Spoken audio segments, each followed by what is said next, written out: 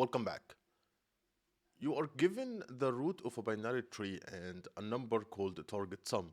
Your task is to check if there is a root to leaf path in the tree such that the sum of all the node values along the path equals the target sum. Root leaf path is a path that starts at the root and ends at a leaf node. And a leaf node is a node with no children, like both left and right are nulls. Okay, so we have here the target is 22. I guess 5, 4, 11, and 2, all of this will equal 22. Okay, I guess it's a pretty easy problem to understand, but how can we solve it? We can solve this one like by creating like a recursive function. We can have two base cases. Basically, a recursive function means a function that would call itself over and over by itself. So we will make sure that we go for each root and for each node, and the node we call the function again on the left and the right until we reach the leaf node. We can do two base cases because we are working with a recursive function. That means it's a function that will call itself over and over. We need to define base cases, and that means base cases which basically when we reach these cases, we need to stop executing the function, so the function will not execute like forever.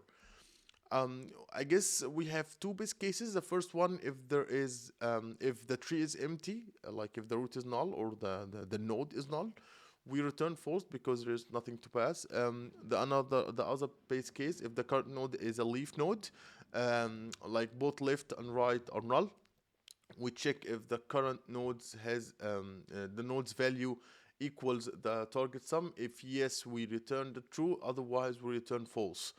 And in the recursive case, we will subtract the current node's value from the target sum to get the remaining sum. Recursively call the function on the left and right subtree with the remaining sum. And after that, we return true if either the left or right subtrees has a path that meets the conditions. Okay, how we can solve this problem? I would say the problem will be solved pretty easy. First, we will have our two base cases, like if we have no root, we return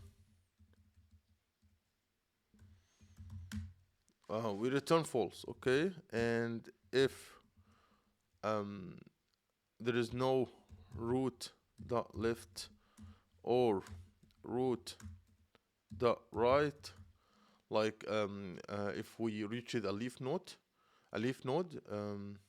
or not root dot right, we need to return root dot val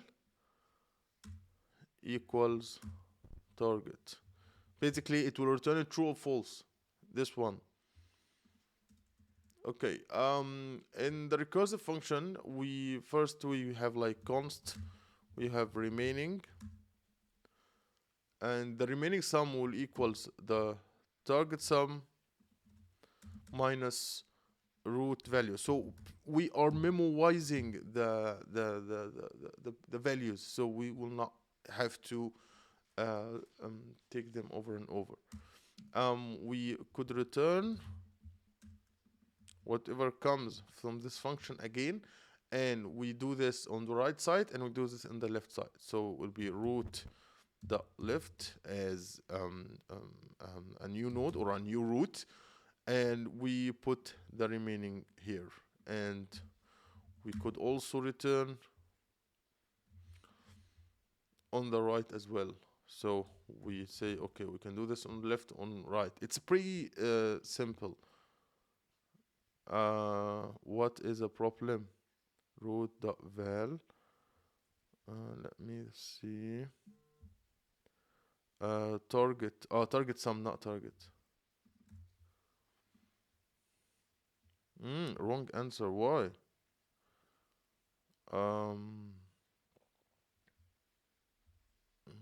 what did I do wrong here? Let me see. The target sum minus the target, the root dot val.